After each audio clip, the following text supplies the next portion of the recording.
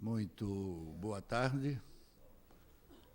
Boa tarde aos nossos queridos confrades, aos nossos queridos visitantes presentes e aos nossos acompanhantes da mídia.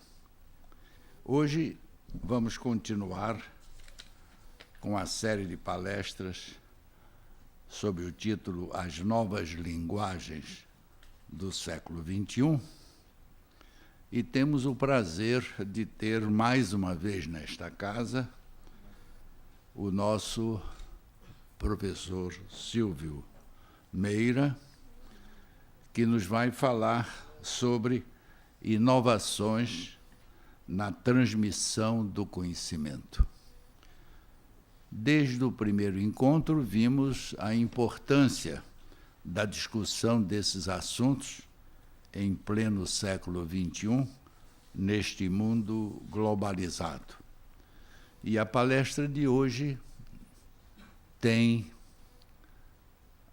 o expositor, conhecido já entre nós, Silvio Meira, que é formado em Engenharia Eletrônica pelo ITA, mestre em Informática pela Universidade Federal de Pernambuco, e PhD em Computação pela Universidade de Kent. Autor de mais de 200 artigos científicos, publicados em revistas acadêmicas, e de mais de 300 textos sobre tecnologias de informação e seu impacto na sociedade, publicados na imprensa leiga. Orientou mais de 150 teses de doutorado e diversas de mestrado.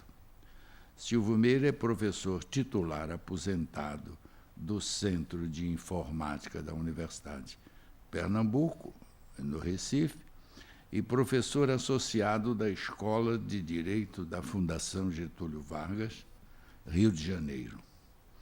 Presidente do Conselho do Porto Digital, é um dos fundadores e um provocador-chefe do INCEVAI,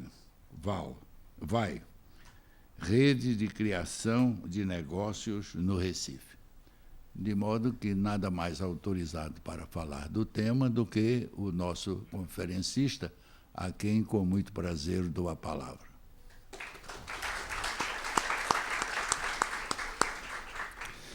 Muito obrigado, professor, pelo carinho das palavras, pelo convite para, mais uma vez, vir aqui nessa casa tão importante para a cultura brasileira.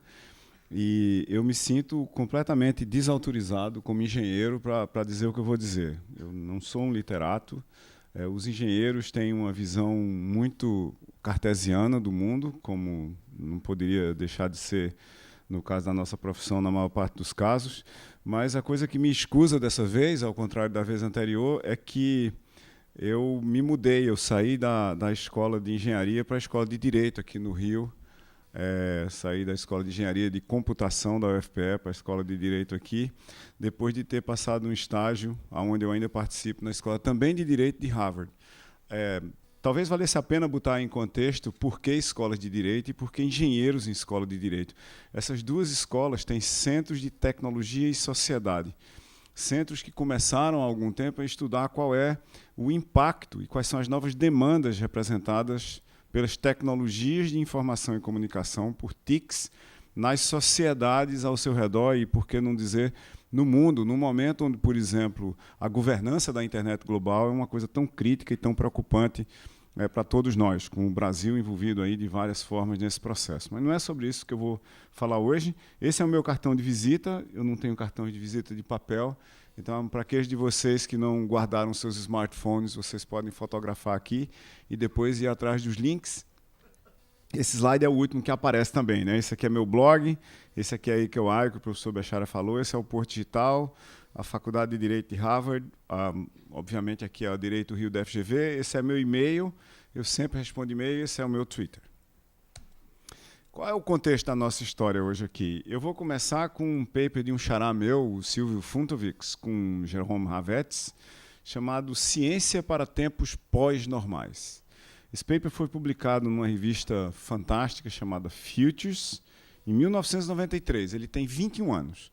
Ele é um ano mais velho do que a internet comercial. A internet comercial ela comemorou 20 anos esse ano. Então, o que Funtovics e Havertz diziam, basicamente, nesse artigo? Era que quando a gente olhava para o mundo e olhava para a ciência no mundo, a gente, se observasse duas dimensões apenas, a dimensão das incertezas sistêmicas, dos problemas que a gente trata, e a dimensão dos interesses e riscos das decisões que a gente tem que tomar, no universo de pouca incerteza e de poucos riscos ou de poucos interesses, está o que eles chamavam de ciência aplicada. Eu pego física normal, transformo em engenharia civil normal e construo prédios ou pontes normais. Isso aqui tudo é normal. A gente sabe fazer isso desde, por exemplo, Nabucodonosor, do Egito Antigo, dos astecas e assim por diante. Se você aumentar a incerteza sistêmica do que a gente tem que decidir ou do que a gente tem que fazer e, ao mesmo tempo, aumentar os interesses e riscos naquela decisão, a gente passa para o universo do que se chama as consultorias profissionais. É gente de vários saberes e visões do mundo que, de uma certa forma, sistematizou tentativas de resolver problemas de determinadas formas. Então, quando você traz, sei lá, uma PricewaterhouseCoopers, quando você traz uma Deloitte para fazer coisas como planejar um país, você está trazendo essas consultorias profissionais que, se você for perguntar onde é que eles aprendem o que eles estão exercendo, aonde que eles aprenderam, aonde que eles obtiveram o conhecimento que eles vão usar para resolver o seu problema, você vai descobrir que eles aprenderam fazendo. Ou seja, é bom você não ser o primeiro, né? Se você for um pouco mais para o extremo, onde você tiver as incertezas sistêmicas muito radicais e, ao mesmo tempo, os riscos de tomar uma decisão errada serem muito grandes, combinado com interesse muito grande de muitos agentes naquela decisão ou naquela coisa que você vai realizar, a gente partiu para o domínio do que Funtovics e Havertz chamam de post-normal science. A ciência depois da normalidade, bem depois da normalidade. Não pode ser atacada por nenhum campo científico em particular. Não tem ninguém entre as consultorias profissionais, entre os consultores, entre as redes de solução de problema que ataque aquele problema. Você tem que pensar de uma forma completamente diferente. É como se a gente tentasse explicar que não dá para usar a ciência aplicada para resolver esse problema. Esse é o tsunami na costa do Japão, há alguns anos, que teve consequências absolutamente dramáticas para a região, como mostra a foto, que terminou no desastre da central nuclear de Fukushima Daiichi, que ainda está lá até hoje. A gente não resolveu esse problema. Isso não é uma coisa que é resolvível com engenharia. Não tem engenharia que resolva esse problema. No entanto, ele é um problema que nós criamos. Pode ser que vá haver alguma engenharia, que a gente traga alguma coisa da pós-normalidade para a normalidade e consiga resolver parte significativa desse problema daqui a algum tempo. Mas o fato é que hoje o problema está lá. Assim como tantos outros que às vezes nós criamos ou que foram criados ou que nós estamos para criar, com a noção que os engenheiros começam a discutir, e por isso que escolas de direito e de filosofia começam a ter centros de tecnologia e direito, ou de tecnologia e filosofia, como a noção de geoengenharia. A gente fazer coisas, por exemplo, como se está pensando de usar os oceanos para capturar o dióxido de carbono que está na atmosfera. Então tem gente achando que, se você fizer algumas operações de engenharia, digamos, dramáticas, a gente pode começar a esfriar a Terra. O que ninguém sabe é quais são as consequências dessa engenharia dramática. Então, esse é o estado da, vamos dizer, da pós-normalidade. O que o conjunto de coisas que tem que ser feito para lidar com essas coisas pós-normais envolve? Primeiro, envolve pessoas e o seu aprendizado. Um aprendizado talvez totalmente diferente do que a gente tenha hoje. Mas não só pessoas e o seu aprendizado. Não é a escola formar, ou a faculdade, ou a pós-graduação, simplesmente cuidar do ensino técnico, ou do ensino científico, ou do ensino literário. Porque isso envolve os processos dentro dos quais as pessoas vão atuar, envolve a participação coletiva nesses processos, envolve sistemas de produção que às vezes a gente não consegue, nem descrever para as pessoas dentro do ambiente acadêmico, envolve os problemas de propriedade intelectual ou não dos resultados, ou quem detém que resultados que nós vamos precisar agora e, eventualmente, não vamos conseguir deles, vide a guerra de patentes no ambiente de tecnologia de informação do mundo atualmente, não é, envolvendo N das grandes companhias, cujo nome a gente não precisa mencionar aqui. Uma vez a gente chegando num ponto em que a gente fez alguma coisa que pode ser tornada pública, tem todos os problemas de publicidade que incluem o processo de inovação, da transformação das soluções teóricas ou das soluções potenciais em soluções reais, em soluções efetivas para os problemas ao nosso redor. Tem todos os problemas que envolvem os aparatos regulatórios dos estados sobre a qualidade do que nós vamos colocar no mercado, ou seja, não adianta eu ensinar alguém a fazer alguma coisa numa escola se depois de um longo processo você chega aqui e não tem, por exemplo, no setor de saúde, uma autorização da ANS para que essa coisa vá para o mercado. Isso significa que a qualidade da minha solução não é mais definida por mim, que a fiz, nem pelos meus pares, mas por sistemas muito mais complexos e muito mais dispersos que estão ao redor da minha profissão, da minha empresa, da minha engenharia. Depois tem toda a problemática dos usos, e aqui nós temos uma coisa clássica, mas percebida por muito poucos, e que veio à tona de novo com essa história de internet, que tecnologia não tem nem princípio, nem ética, nem filosofia, e muito menos caráter. O bisturi salva numa mão e mata na outra. A mesma coisa para a tecnologia. A rede que serve para a gente espalhar o bem, para a gente fazer a Wikipedia, para a gente publicar tudo que a Academia Brasileira de Letras tem para publicar, é a mesma rede que é usada pelo ISIS para aterrorizar. A mesma rede, nos mesmos lugares. E elas são inseparáveis.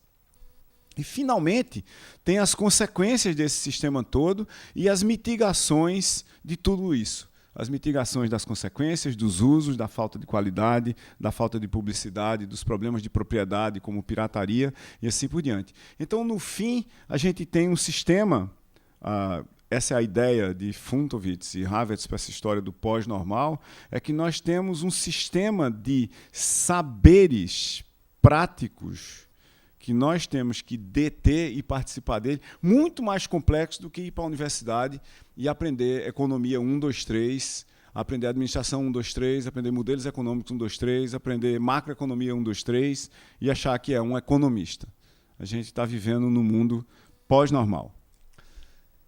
E, obviamente, isso aqui não é para ninguém ler, mas esse aqui é um paper publicado 17 anos depois do paper original de Funtovitz. Esse paper é de um scholar muçulmano, do Islã, né, do Ziauddin Sardar, que mora em Londres, chamado Bem-vindo aos Tempos Pós-Normais. E o que Sardar propõe nesse paper? Analisando a situação global pós-2008.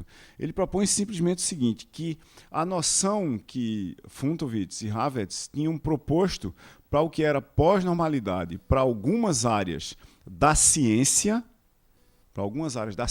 como eu acabei de explanar ainda agora, é agora uma propriedade do tempo, é agora uma propriedade do ambiente, do espaço-tempo em que nós vivemos. Para todas as pessoas fazendo todas as coisas, para todas as instituições, para todos os membros de todas as corporações que não podem mais se esconder de um mundo que tem aquela complicação toda que a gente estava falando ainda agora. E como é que eles descrevem isso? Em 3 pontos, que todos, por acaso, começados pela letra C. Primeiro, um universo de complexidade.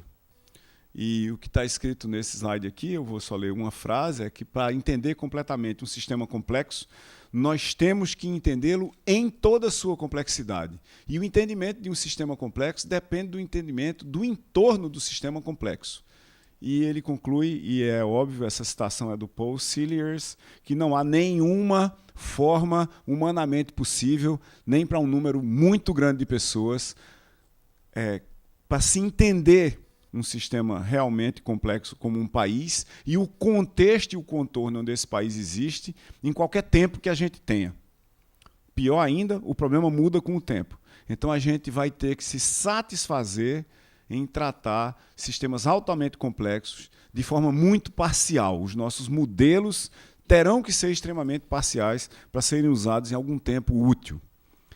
Esses sistemas complexos, eles têm uma propriedade essencial de interdependência, representada nessa simulação computacional que está aqui, que eu não sei até que ponto dá para vocês verem aí, mas, de qualquer maneira, tem dois DNAs, tem dois tipos de bactérias com DNAs sendo representados aqui, e vocês vão ver que, pouco depois do começo da simulação, o primeiro deles entra em colapso, e só o segundo sobrevive. O que é que significa entrar em colapso? É que mesmo num sistema que tem toda essa quantidade de agentes aqui, depois de alguns anos funcionando de forma aparentemente ordenada, crescendo e assim por diante, eles colapsam completamente. E um subconjunto do grupo que colapsou tem resiliência, consegue interagir, crescer, se tornar diverso. Vocês vão ver que ele vai se expandir pela tela, preenchendo partes cada vez maiores do universo que está à disposição dele,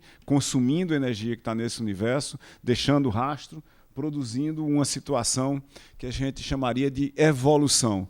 Isso é uma simulação do que a gente chama, em computação, de evolução adaptativa. Um sistema que consegue, como vocês estão vendo aí, sobreviver durante muito mais tempo do que aquele original. O original, por acaso, podia ser um país que falhou. Não é? Podia ser um país que falhou. Podia ser uma sociedade que, de repente, resolveu cortar todas as suas árvores. Pode ser uma sociedade que resolveu tirar só um dos seus componentes, que é uma floresta, por exemplo, e aí, depois de algum tempo, ela já era. O segundo C que define esses tempos pós-normais, o segundo Sardar, é o caos. E o caos é definido não por interdependência, principalmente, apesar de ser interdependente em sua essência também, mas por interconexões. E interconexões, às vezes, de sistemas extremamente simples. Aqui está um pêndulo duplo. Um pêndulo, como tem relógios aqui na academia que fazem isso ainda, é uma coisa extremamente simples. Você bate nele, ele vem para um lado, depois ele volta, vem para outro, e dado que haja um sistema mínimo de conservação da energia dele, e é por isso que a gente usa ele para marcar hora, para marcar tempo, ele consegue ficar fazendo a mesma coisa ad infinitum, e de uma forma extremamente simples. O que acontece com um pêndulo duplo?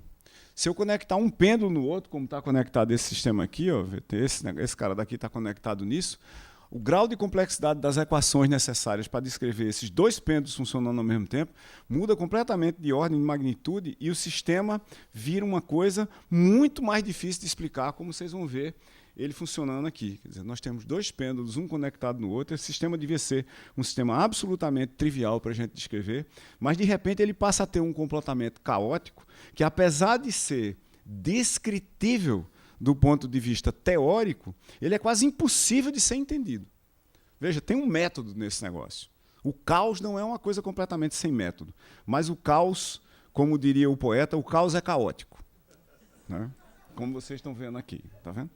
Tem equações garantindo que esse negócio funciona desse jeito, e ele realmente funciona desse jeito se a gente trouxesse um aqui na prática. Né? Mas a coisa é muito mais complexa do que parece.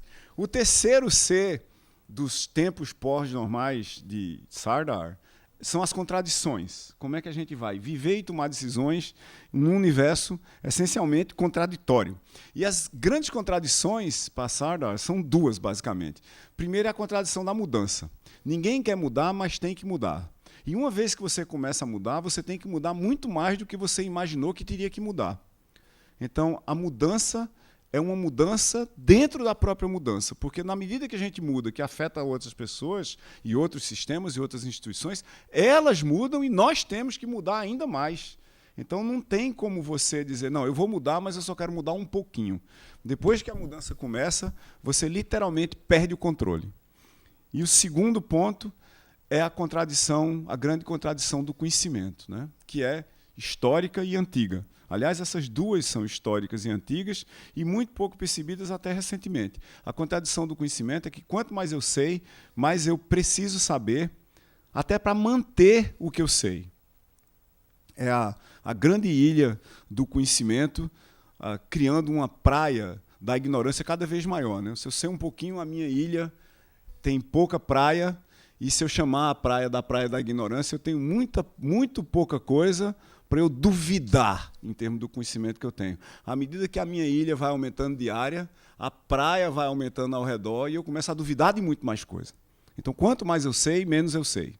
Essa é a grande contradição contemporânea. Isso leva a um sistema que a gente podia chamar da ignorância ao cubo, né? A ignorância da ignorância, a gente ignora o que é que a gente ignora o tempo todo. A gente ignora os riscos que nós estamos correndo por ignorar tanta coisa, né? E a gente ignora a maior parte da informação que existe ao redor simplesmente porque tem muita, né? Simplesmente porque tem muita. O tempo todo e cada vez mais, né? Para quem não tinha o número na cabeça, a Wikipedia, no momento, tem 30 milhões de artigos em mais de 280 línguas diferentes. Tá certo? Então, nós perdemos completamente qualquer expectativa de que vai haver alguém que saiba um mínimo do que há para ser sabido, né? Então, ignorância informacional é a base dos riscos, né? A base da ignorância dos riscos e, consequentemente, nós vamos viver numa espécie de ignorância da nossa própria ignorância.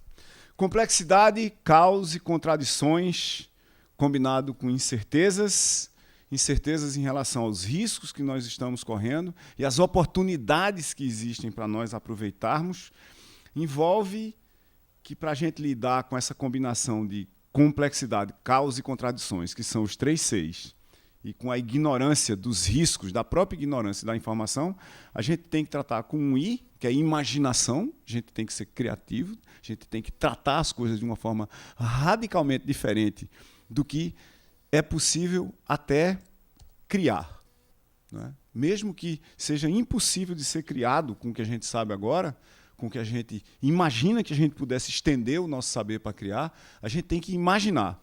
Isso é legal de falar nessa casa, porque essa casa, em boa parte, é a casa da imaginação e da criatividade humana, né? Aqui se inventam mundos, aqui se inventam caracteres, se inventam pessoas, aqui se inventa vidas, culturas e nações, né? Como é que a gente sai daí? Onde é que a gente vai viver, né? Qual é o ambiente ao qual essa coisa leva? A gente olha esse cenário e diz, beleza, isso é a má notícia que Sardar está dando, que o mundo é complexo desse jeito. E o que tem ao redor disso, né? O que tem ao redor disso, ou de qualquer outra coisa que a gente for pensar, são desafios o tempo todo. Essa é a grande onda de Kanagawa, usando de novo o Japão como exemplo, né? É parte de uma série grande de litografias que vocês estão vendo ali atrás. Tem o Monte Fuji, e Katsuhiko Hokusai ele desenhou essa onda para parecer literalmente como uma mão, como vocês estão vendo aqui, né? Com uma mão gigantesca que sai como se fosse um monstro e vai pegar esse barco pesqueiro aqui, né? E isso aqui não só é complexo, mas é quase caótico e é interdependente, né? Porque pouca gente vê que tem 3 barcos aqui nessa mesma onda, né? Tem um aqui na frente, já está lá dentro, né? Já está passando da confusão. Tem um que vai entrar na confusão e tem um aqui que parece com partes da República que nem sabem que há uma confusão.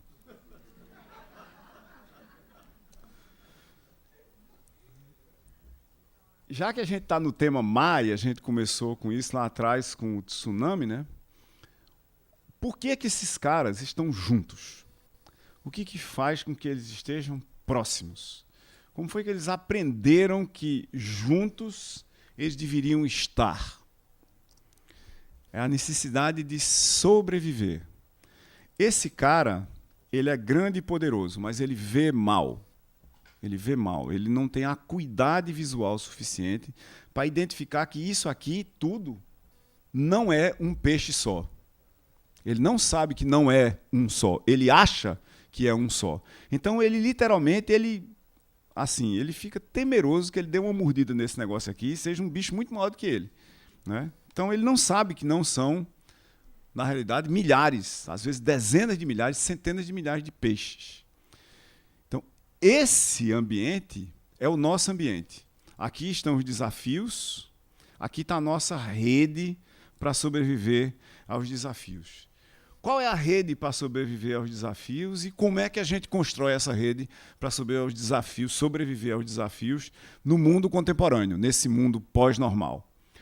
A gente tem que criar um sistema de proximidade, uns conectados aos outros, onde cada um seja protagonista de alguma agenda de si mesmo, combinada com a agenda coletiva, onde haja medidas de performance para cada um.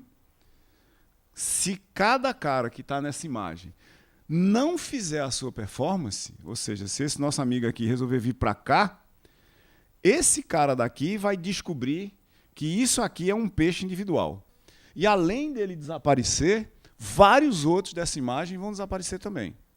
Porque as sinapses do tubarão, por mais lentas que sejam, vão levá-lo a decidir que ele não está seguindo um monstro gigantesco marinho, que ele nem sabe qual é o nome, mas um bocado de peixinho pequeno. Então, proximidade, protagonismo e performance são partes essenciais da nossa agenda. Que agenda? A agenda como agentes individuais, cada um de nós, que se articulam de alguma forma, e não pode ser só ficar próximos uns dos outros, tem que ser com um protagonismo individual, porque nós não somos peixes, nem caranguejos, né? Muito menos gado. Nós somos cada um, cada indivíduo. Mas esses indivíduos, sozinhos, nesses tempos que a gente está vivendo agora, nesses tempos que nós estamos vivendo agora, não vão conseguir uma performance minimamente razoável no contexto que os desafiam. Eles vão ter que formar redes. E mesmo formando redes, eles não podem apontar para qualquer lugar. O fato de estar apontando numa direção e não conseguir resultado não significa que apontando em outra qualquer haja um resultado lá. Isso até pode acontecer, mas aleatoriamente, caoticamente, randomicamente. Performance quer dizer formar redes para que, desafiados de alguma forma, nós tenhamos respostas. O desafio e as respostas, se as respostas tiverem qualidade suficiente, naquele contexto que a gente botou lá atrás, da rede de PACE seguido de CASE, é o que vai nos dar condições de enfrentar os desafios do mundo. Medida de performance não é trabalho, mas resultados. Isso devia ser prático dentro de qualquer sistema de ensino, de qualquer sistema de transmissão de conhecimento. Mas, de alguma forma, principalmente aqui no Brasil, a gente está se perdendo aqui. A gente acha que trabalho é resultado. Trabalho não é resultado. Não é? Trabalho não é resultado. Horas sentado em sala de aula não é performance no exame depois, não é performance na redação. O Enem que o diga. Essa história de performance e redes também separa o que é um grupo do que é um time. E qual é a importância no processo de transmissão de conhecimento da formação de times e não de grupos. Qual é a diferença dos dois? É que grupos chegam a resultados por acaso. Vejam que a seleção de um certo país sempre se auto-intitula de grupo. Não porque o grupo isso, o grupo aquilo outro. Tem uma outra seleção vermelha e preta que se chama de time, né? Times chegam a resultados por construção. Tem um desenho por trás, né? Para simplificar, você pode dizer, havia um grupo de pessoas na parada esperando o ônibus. De repente chegou o 572 e uma parte do grupo foi embora. A única coisa que unifica aquelas pessoas é o ponto de ônibus. Elas não têm nenhum conjunto de objetivos, metas, processos, mecanismos de responsabilização, absolutamente nada. Elas estão esperando o ônibus. Se fosse um time, ele estava lá para resolver um problema, por exemplo, de refazer a cobertura do ponto de ônibus. Haveria um conjunto de objetivos, metas, métricas, né, processos, métodos e assim por diante. Times são coletividade que colabora de alguma forma coordenada para resolver um certo conjunto de problemas. Aqui tem um design, tem um desenho, né? A gente importou essa palavra para a língua portuguesa para significar desenho, desenho no sentido amplo, desenho no sentido de fazer muito mais do que dar uma interface, ou arranjar uma forma de cobrir coisas, ou de esconder coisas, ou de criar mecanismos de interação, né? Bruno Latour, filósofo francês, ele traduziu essa palavra para o francês, a falta de uma palavra melhor, reescrevendo a palavra em inglês, mas pronunciando em francês, né? Como Hiluk, pronunciado desse jeito que eu acabei de pronunciar aqui. Ou Hiluking, né? Significa reolhar o mundo. Como é que a gente olha para o mundo de uma forma que a gente nunca olhou. Quando a gente olha para o mundo da forma que a gente nunca olhou, a gente cria um desenho que não existia. A gente cria, por exemplo, no caso de grupos, para se transformarem em times, a gente cria uma coletividade disposta a colaborar de forma coordenada para atingir objetivos. Qual é o design por trás dessas redes de performance, de grupos que viram times, mas que são formados de agentes que têm protagonismo, cada um deles? É o processo de evolução. Tem um texto fantástico do Matthew D. Lieberman chamado Social, ou Social, por que nossos cérebros foram feitos para se conectarem. Um livro muito interessante, publicado há um ano atrás exatamente, onde Lieberman discute o que acontece entre esse estágio dos seres humanos e esse estágio dos seres humanos. E qual é a principal diferença entre os dois? O que diferencia essencialmente esse cara desses caras que estão nesse laboratório de poluição do ar da Universidade Georgia Tech, nos Estados Unidos? Não é o fato deles terem montado esse experimento altamente complexo que vocês podem ver aqui. Não é o fato de eles terem desenhado alguns desses equipamentos e desenvolvido toda a eletrônica por trás disso e a capacidade de medir micropartículas imersas no ar, mas sim o fato de que eles são capazes de trabalhar juntos. Não é? Eles nasceram, cresceram e eles conseguem ter um protagonismo cada um e colaborativamente montarem uma comunidade para resolver um problema. Como é que isso acontece? Segundo Lieberman, e isso tem a ver com o nosso processo de transmissão de conhecimento, e essa é uma inovação radical no processo de transmissão de conhecimento. Se a gente colocar os humanos aqui, e suas idades mais ou menos, centradas em 0 a 1 ano aqui, 2 a 4 anos aqui, e 11 anos aqui, e obviamente isso é uma faixa, né? Não é uma idade precisa, e aqui a gente colocar a história da evolução, mamíferos há 50 milhões de anos, primatas há 20 milhões e Homo sapiens mais ou menos há 200 mil anos, no começo de cada uma dessas evoluções, aqui, a pessoal aqui e a da espécie aqui, esse estágio é o estágio da conexão. Eu preciso dos outros para sobreviver. Não é? Um bebê que não tenha ninguém ao redor dele para ajudá-lo a sobreviver, ele não vai sobreviver. Está provado em várias espécies de mamíferos. Né? O segundo estágio, que começa ou é centrado aqui, na maioria dos casos, em 2 a 4 anos para os humanos, e é o estágio dos primatas no processo de evolução, é o estágio da interpretação. Eu entendo e consigo prever vocês. Eu sei o que é que o grupo vai fazer. Não é? E o último estágio, que fica lá em cima, que é de 11 anos para mais, entre nós humanos, e é o estágio do Homo sapiens, é o estágio que Lieberman chama de harmonização. As crenças e valores de vocês todos, o grupo, me influenciam, e as reticências aqui querem dizer, e eu, se tentar, consigo influenciar o grupo em algumas situações. Eu consigo liderar o grupo. Então está aqui o processo pelo qual a gente passa como seres humanos e como espécie aqui embaixo. Qual é o impacto que isso tem para a gente? É que, no mundo real, sobrevivência depende de conexões. E isso muda completamente uma hierarquia de necessidades humanas estabelecida por Maslow há 70 anos. A publicação de Lieberman foi basicamente também para marcar esse aniversário da hierarquia das necessidades de Maslow, que dizia que a primeira necessidade humana básica é a necessidade física, de sobrevivência física, de energia.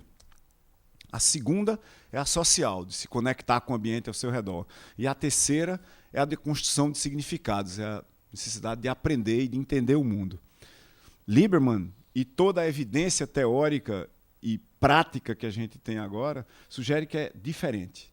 Que a gente, primeiro, tem uma necessidade social, de formação de redes. Segundo, a gente tem uma necessidade física. Depois, a gente cria significados. Isso muda o mundo todo, e muda o mundo de cabeça para baixo, inteiramente, e devia mudar as formas de transmissão de conhecimento inteiramente e radicalmente. Por quê? Primeiro, porque nós gastamos, como crianças, 10 mil horas de socialização até os 10 anos de idade. Uma pessoa, na norma, ela passa 1000 horas por ano, em média, tentando entender o mundo ao redor do ponto de vista do comportamento das outras pessoas. Por isso que redes sociais são um sucesso e porque segredos são impossíveis de guardar. Por quê? Tem uma descoberta baseada em ressonância nuclear magnética funcional que mostra que na hora que você dá um problema para uma pessoa resolver, dentro de um tomógrafo, problema de matemática, por exemplo, se a pessoa resolver o problema, imediatamente após resolver o problema, o cérebro começa a procurar quem dizer que ele resolveu. Ou seja, a rede neural de aprendizado é conectada à rede neural de socialização, e elas são duas áreas interdependentes do cérebro. Ou seja, o nosso cérebro em si é pós-normal. Por isso que o mundo é pós-normal. O cérebro é complexo, não é? Redes sociais dentro de cada um de nós. Isso quer dizer que a gente, no processo de transmissão de conhecimento, a gente devia estar tratando bem mais de uma inteligência. Além da cognitiva, que é a que a gente trata nas escolas normalmente, a gente devia estar tratando a inteligência emocional, o cada um, e a social, o todos nós. Porque nós vamos, cada vez mais, resolver só problemas que envolvem muita gente, articulada, coordenada, compartilhando significados em comunidades. Não vai ter mais nenhum problema razoável para ser resolvido lá fora que não seja dessa forma. Mas mais radicalmente ainda, a gente pode dividir a inteligência cognitiva, eu estou falando em larga escala, né, em inteligência explícita, aquela que a gente vai e ensina mesmo para as pessoas aprenderem quanto é 7 vezes 2, e a implícita, das pessoas que acabam sabendo o que é 7 vezes 2, sem terem aprendido os princípios de por que 7 vezes 2 é 14. E, no topo disso, a inteligência emocional dividida em pessoal, que inclui a existencial, o que é que nós estamos fazendo aqui, a social, que inclui o nosso equilíbrio com o mundo natural ao nosso redor e com as outras espécies e com as outras pessoas, as outras etnias, os outros modos de ver o mundo, e a nossa inteligência relacional, que inclui a nossa capacidade de decidir e liderar. Que, como a gente viu naquele diagrama da evolução humana de Lieberman, a capacidade de harmonização entre nós para resolver problemas inclui essencialmente a capacidade de decidir e liderar, e ser liderado. Quem não se sente apto a liderar um grupo para resolver um problema, dificilmente será liderado naturalmente. Reagirá à liderança de uma maneira, vez por outra, dramática. Essas coisas só podem, obviamente, ser desenvolvidas em conjunto, né? Não tem como desenvolver só uma, como vez por outra a gente quer fazer. E elas são parte do processo de formação de líderes, né? Quando as pessoas aprendem a fazer coisas, elas têm que aprender a liderar, aprender a ser lideradas e aprender a entender o mundo. Um dos resultados que nós vamos ter da falta do toque emocional, pessoal, social, coletivo, grupal nas escolas de engenharia é que esse negócio de geoengenharia vai dar errado.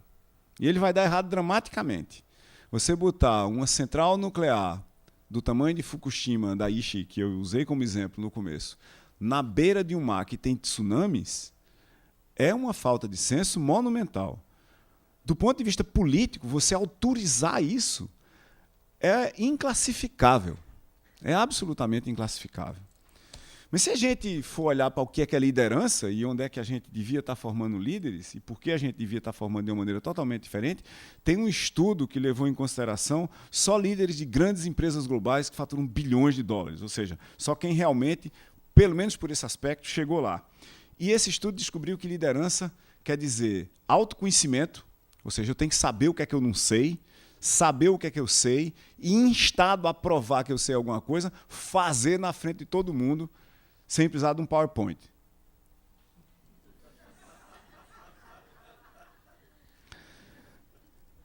As pessoas têm que ter uma bússola moral, elas têm que estar harmonizadas com o mundo ao redor e saber o que é certo e o que é errado. E ter uma intuição para o que é duvidoso, porque senão elas vão fazer besteira. Elas têm que saber ouvir e persuadir.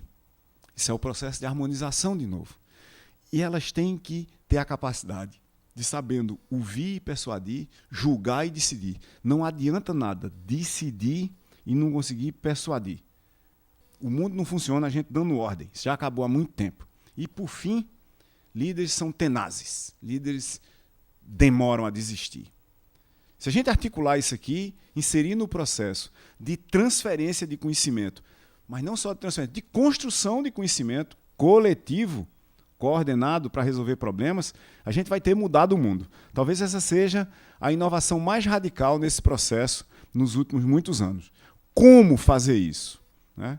Como é que a gente cria essas competências? Obviamente, a gente pode aprender essas competências na prática. Né? Se a gente for no dicionário, aqui mesmo na ABL, aprender quer dizer adquirir, desenvolver ou modificar conhecimento, comportamentos, habilidades, valores, preferências, até preconceitos. A gente pode aprender preconceitos. Né?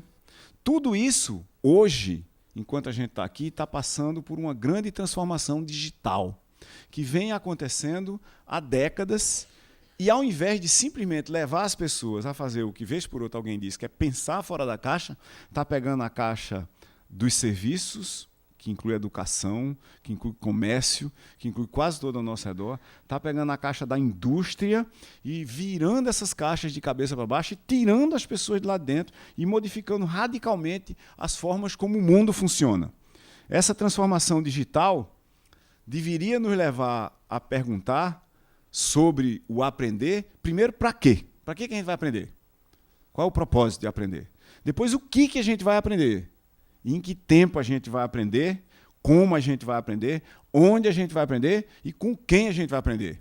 E nesse contexto que eu acabei de falar, o que tecnologia, que a gente começou a usar tecnologia entre aspas, para significar tecnologias da informação e comunicação, tem a ver com isso. Aqui é onde está o nosso problema. Nos últimos 50 anos, nós estamos passando por 5 ondas de inovação digital que estão mudando completamente como é que o mundo funciona. Isso começou na década de 70 com uma onda de hardware, que antigamente ficava nos CPDs, nos Centros de Processamento de Dados das grandes empresas. Depois, nos anos 80, veio uma onda de inovação de software, que habilitou nos anos 90 uma onda de inovação de redes, que começou a gerar a conectividade que nós temos hoje, começou a tornar possível você encurtar distâncias geográficas e cognitivas e desincronizar o mundo da forma que nós estamos vendo hoje, de maneira muito impressionante. Essas 3 coisas se combinaram na década de 2000 com o móvel, que gerou também o impacto do social, ou do super social, né? Onde você pode modificar a hierarquia de Lieberman, que diz que é social, físico e significados, ao invés da hierarquia antiga de Maslow, que é físico, social e significados, para dizer que a hierarquia das necessidades humanas atuais é o seguinte: smartphone, conectividade e Facebook. O resto a gente pode discutir depois. Né? E vem uma onda que está começando agora e é imperceptível para a maior parte das pessoas, de coisas. Coisas conectadas. O carro conectado, a casa conectada, o microfone conectado, o laptop conectado, a mesa, a porta da sua casa, o sinal de trânsito e assim por diante. Essas 5 ondas, agindo em conjunto, ainda nem começaram a mudar o mundo. Não é? Por exemplo, o móvel e o social ainda estão se estabelecendo. Redes, como praxis, como prática para a gente se conectar no mundo inteiro, tem menos de 20 anos. tem menos de 20 anos. A gente ainda não aprendeu a usar isso. As escolas ainda não sabem quais são os problemas que as pessoas deveriam estar aprendendo como prática básica, os problemas que a gente deveria aprender para as soluções que a gente deveria desenvolver, né? Essas mudanças, apesar de estarem só no começo, elas estão transformando a sociedade, a economia e todos os sistemas ao nosso redor, de uma vez por todas, numa rede e seus muitos fluxos. Essa rede é uma rede digital, ela é totalmente conectada, porque o digital não é necessariamente conectado. Vejam quando a internet da gente cai. Ela é móvel para quase todo mundo hoje. Você tem 275 milhões de chips de celular no Brasil, com mais de 90 milhões de smartphones no Brasil. Nós estamos falando de um país em desenvolvimento. Nos países desenvolvidos, essa porcentagem de smartphones passa de 100% das pessoas existentes no país. E, por fim, isso é pessoal. Como sempre, tem uns caras que anunciam o futuro antes. Castells falou de fluxos nesse universo digital, conectado, móvel e pessoal, em 1996, dizendo que tudo ia ser mudado, tudo ia ser revisado e reconstruído para ser sequências de trocas e interações propositais, repetitivas e programáveis, realizadas por atores sociais, pessoas, instituições, coisas situadas em posições que não precisavam ser as mesmas geograficamente, sob as estruturas econômicas, políticas e simbólicas da sociedade. Exemplo disso, edX, consórcio das principais universidades do mundo para tornar todos os seus cursos disponíveis online para qualquer pessoa a qualquer tempo. Em inglês, quase tudo. Problema de exclusão, né? Nós somos só 5% das pessoas falam inglês como primeira língua, 55,8% do conteúdo da internet está em inglês. Então, não saber inglês hoje exclui você de 55,8%, 56% de toda a internet. Mega problema para a gente que fala essa língua tão bonita, mas escondida aqui no Brasil. edX. Universidades completamente virtuais, online, quase só em inglês. Esse Infoscape, esse novo universo, está aí, para todo mundo, ou para quase todo mundo. Mas o que foi que aconteceu nas salas de aula da gente? Está aqui uma sala de aula no começo da academia, 1910. Está aqui uma sala de aula hoje, 2014. 100 anos depois. Ó. Tem um professor ali, ó, ali atrás, estão vendo que ele está ali? Tem um professor ali que está lendo para os alunos copiarem ou lerem com ele, está vendo? Na verdade, os alunos aqui estão lendo. Ou seja, o professor está lendo para dizer para os alunos como é que é para ler. E o professor está dizendo aqui, tem os alunos aqui tentando usar o computador e tem um professor aqui dizendo, faça isso, faça aquilo outro. O professor é um manual do computador para o aluno. Tem um aluno aqui que vai ser uma grande criadora, uma inventora de novos mundos, que ela está aqui dizendo, meu Deus do céu, isso não muda há 100 anos. Está vendo ela ali? Ó? Na imagem? Essa litografia foi feita em Paris em 1900, como uma previsão do ano 2000. O professor de suíças e óculos, jogando livros numa máquina, moída por um professor assistente ou um aluno repetente, né?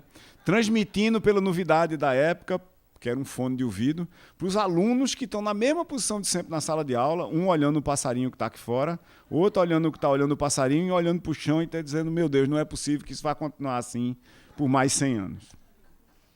Na era das redes, na era dos games, que é essa aqui, como é que a gente vai capturar esse cara? Como é que a gente vai capturar esses caras para esse mecanismo padrão de ensino que está lá? Eu não acho que a gente vai, não. Qual é o problema que a gente tem que resolver? Como é que a gente aprende a aprender continuamente? Esse é o problema que a gente tem que resolver no longo prazo. Essa é a inovação do processo de transmissão do conhecimento. Em função da complexidade do ambiente ao nosso redor, nós nunca mais vamos parar de aprender. A escola é quase como se fosse a vida. É quase como se a gente não saísse mais dela mais nunca. Não tem a noção de ex-aluno. A primeira cidade que acabou com a noção de ex-aluno foi Saljarnarnes, uma pequena cidadezinha na Islândia, onde o prefeito resolveu que os professores da escola também iam trabalhar como atendentes de um call center de conhecimento da cidade. Você liga para a escola e diz, eu queria saber como é que funciona juros compostos, que eu saí da escola há 10 anos e eu estou com problema de juros compostos aqui. E o professor de matemática explica. Né? Começou pelo telefone, está na internet. Então, como é que a gente aprende a aprender continuamente? A gente tem que sair de uma certa indústria das respostas. Né? Pergunta, onde é que fica, sei lá, Madagascar? Qual é a capital de Madagascar? Isso é a indústria das respostas. E ela está imersa numa certa economia das perguntas. Né? Se eu sei qual é a pergunta, eu vou atrás de uma resposta já codificada. Isso não vai resolver os problemas que a gente está enfrentando naquele universo pós-normal de hoje. A gente tem que sair da indústria de respostas e perguntas para a ecologia dos problemas. A gente tem que sair do mundo onde comunicação serve para a disseminação de informação para um outro universo completamente diferente, onde conectividade e interação servem para a gente criar novos significados que querem dizer, às vezes, novos problemas para resolver. Quer dizer que a gente vai ter que sair da hierarquia clássica que determina quem faz o que, onde, por quê e a que horas, que são sistemas de comando e controle, para sistemas conectivizados, sistemas de conectividade, sistemas de agentes conectados, onde proximidade, protagonismo colaborativo viram performance. Se a gente não conseguir fazer isso, nós não vamos conseguir atacar os problemas que nós temos nem em casa, quanto mais na empresa e na sociedade e na economia. Gibbons, lá atrás, em 94, no começo da internet, disse mais ou menos o que era isso. Era a gente sair do modo 1 de construção, de produção e de transmissão de conhecimento, que é o contexto acadêmico, com barreiras disciplinares, homogeneidade de percepções, controle de qualidade e relevância pelos pares, estrutura e organização hierárquica, para um mundo onde o contexto da aplicação definiu o problema e, consequentemente, o conhecimento que a gente precisava para resolver. Multidisciplinar, heterogêneo, com qualidade e relevância definidos por quem tem o problema e não por quem sabe alguma coisa, onde usuários e interesses definem a nova agenda. Nesse contexto, o que são livros 2.0? Ou o que é o conhecimento 2.0? O que é a escola 2.0? O que são os currículos 2.0 fora das grades curriculares? São fluxos. Castel já dizia. Né? São conteúdo, eu vou ter que codificar conhecimento de alguma forma, aumentado, comentado, compartilhado, em rede, como serviço, para sempre ao nosso dispor, como uma espécie de um coprocessador, como uma espécie de um mundo que vem conosco à medida que a gente precisa. O contexto para esse aprendizado em tempo de rede, se a gente for reconstruir os sistemas que a gente chamaria classicamente de transmissão de conhecimento, mas que não são sistemas articulados, são coletivos para colaborar e, colaborando, construir conhecimento, especialmente conhecimento novo. Qual é a nova forma dos velhos problemas e quais são os novos problemas, que talvez sejam até resolvidos por velhas soluções. Primeira coisa, a gente conectar todo mundo e transformar os sistemas atuais para serem sistemas de compartilhamento de problemas e solução. Segunda, mobilizar e motivar para engajar. O principal problema da escola, em todos os níveis hoje, do fundamental à pós-graduação, é a gente engajar as pessoas. Lá no Centro de Informática da UFPE, uma das coisas que a gente teve que fazer foi aumentar significativamente a qualidade do Wi-Fi do ambiente de rede nas salas de aula, para os alunos virem usar o laptop na sala de aula. E assim a gente passar a ter um público potencial. Porque senão ele nem vinha. Vindo para a sala de aula, eu tenho a esperança que eu diga alguma coisa que vai interessar e aí ele queira participar de um evento chamado aula, que está, né, morrendo de velho a qualquer momento, e a gente precisa fazer um enterro não simbólico, mas apoteótico dele aqui na academia algum dia. Terceira coisa, nós temos que ter métodos, processos, ferramentas, mecanismos de medir coisas que são feitas não aleatoriamente, porque senão a gente não vai aprender nada, a gente não vai saber o que foi que a gente errou. A gente tem que ter muita interação entre os partícipes desse sistema, todos eles. Ao mesmo tempo, também, muita iteração. A gente tem que partir do princípio que a gente vai começar de um ponto qualquer e vai sair expandindo o nosso conhecimento sobre o processo de transmissão de conhecimento nesse universo em rede, nesse mundo de fluxo, paulatinamente, errando, tentando, errando de novo, aprendendo, estabelecendo boas práticas a partir do aprendizado e errando menos em certos contextos. É óbvio que a gente tem que ter tanta portabilidade quanto for possível nesses ambientes. Porque o ambiente que funciona na rede no sentido de na internet, na web, móvel, pessoal, tem que ser um ambiente que funciona aqui dentro da academia, na universidade, na escola, na sala de aula. Não é? É claro que tem que ter consistência nesses ambientes. Eu não posso propagar a ideia de uma escola que é colaborativa, construída em conjunto por todo mundo, para resolver problemas de forma compartilhada, e chegar e ter uma sala de aula hierárquica, ter uma grade curricular. O maior absurdo que a gente vive no momento, e vai continuar vivendo por muito tempo, é a noção de uma grade curricular, que é um problema em si fácil de resolver. É só mudar a tese de ensino da escola para uma tese de aprendizado. Ao invés de eu ensinar baseado numa grade de conhecimento, eu vou criar oportunidades de aprendizado baseado em problemas. É fácil fazer isso. Tem exemplos monumentalmente bonitos de fazer isso. Mas nós não estamos fazendo na intensidade que deveríamos. Essa consistência, quando a gente pensar em todas as redes que estão ao nosso redor, e parte delas são redes que nós não controlamos, como a Wikipedia, por exemplo, como o YouTube, né? Eu sou confrontado sistematicamente, aspas, em salas de aula, fecha aspas, por alunos que estão na minha sala com o laptop aberto e me dizem: pô, professor, mas essa coisa que o senhor está falando aí, tem um professor de tal outra universidade aqui que está dizendo uma coisa diferente. Não é o contrário, mas é diferente. Por que é diferente? E, de repente, eu não estou dando aula para a minha sala de aula. Eu estou dando aula para a rede. Não para a rede, com a rede. Não existe mais aula para a sala. As pessoas estão em rede, na rede, o tempo todo. Sem ter métricas para a gente avaliar o que a gente está fazendo, obviamente, não haverá correções de rumo e nós nunca saberemos para onde mudar, nem por que mudar e o que está funcionando e o que não está. Tudo que a gente for fazer para mudar esses processos tem que ser baseado na relevância como última medida para a criação de valor para as pessoas.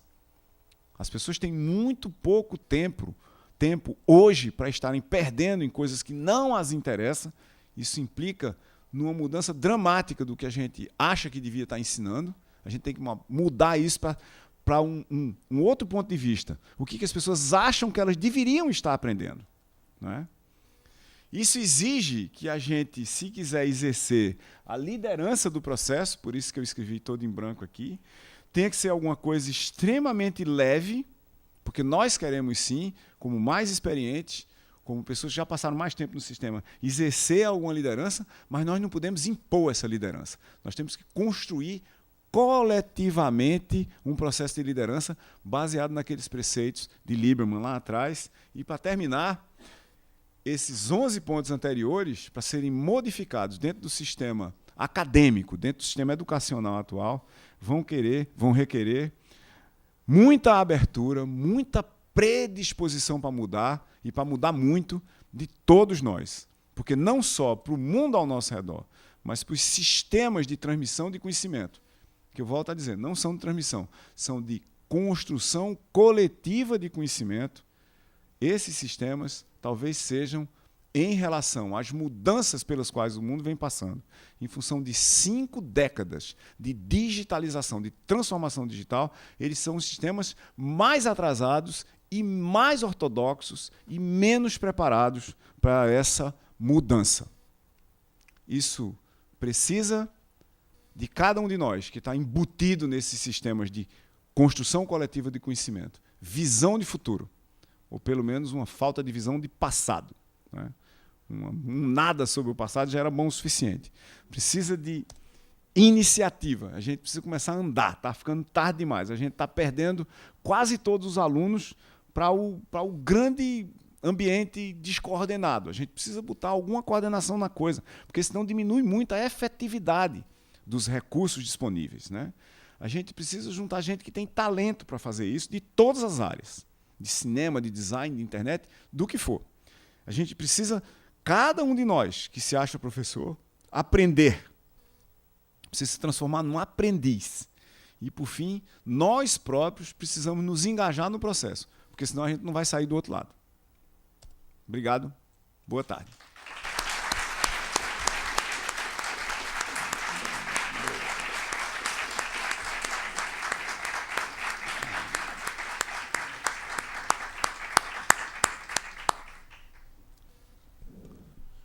Todos aqui viram como é fácil sair do nosso contexto. De modo que estamos perplexos.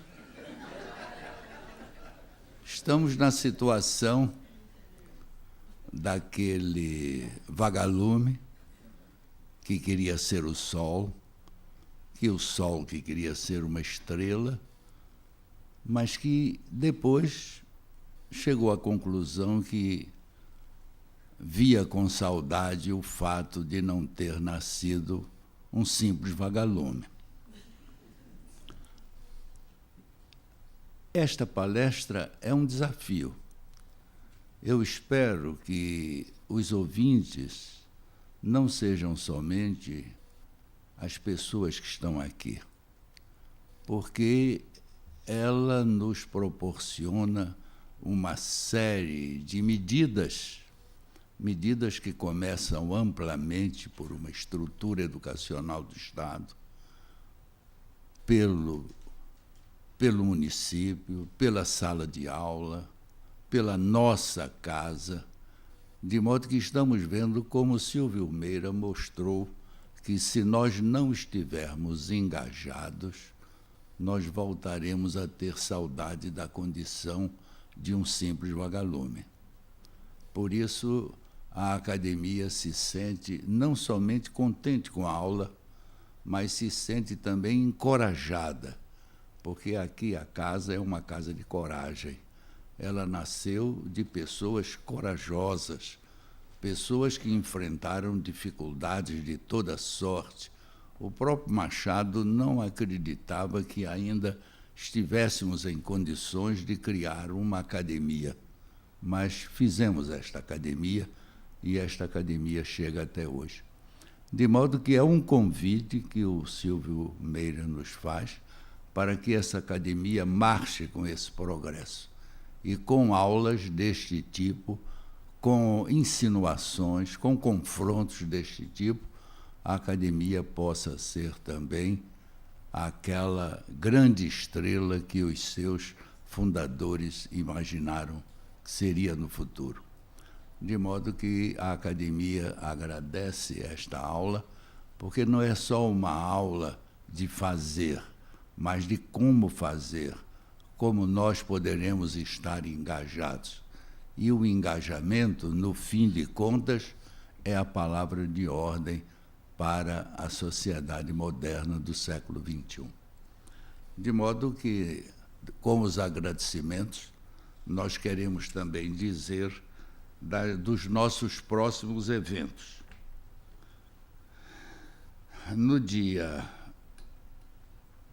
A próxima conferência, não é, será do professor Roberto Baiense, que é a Biblioteca do Futuro, a biblioteca que estará inserida nesse contexto muito complexo. Entre os próximos eventos, nós temos, no dia 12 de novembro, portanto, amanhã, quarta-feira, não é, a Elza Soares, Fogo e Paixão, 100 anos de Lupicínio Rodrigues. No cinema da ABL, no dia 12, também quarta-feira, às 18 horas, vamos ter a projeção do filme O Amante. No dia 13, música de câmara, a academia está fazendo a sua parte, não é? Está procurando engajamento. No dia 13 de novembro, quinta-feira, nós vamos ter uma mesa redonda sobre música e literatura, não é? Na sala José de Alencar. Participantes, o acadêmico Marcos Luquezzi, Antônio Maura e Zuleima de la Cruz. E às 18 horas, um concerto, La Folia, do Grupo Espanhol de Música Barroca. De modo que agradecemos a presença de todos e, mais uma vez, a lição seminal do nosso conferencista de hoje, Silvio Meira. Muito obrigado.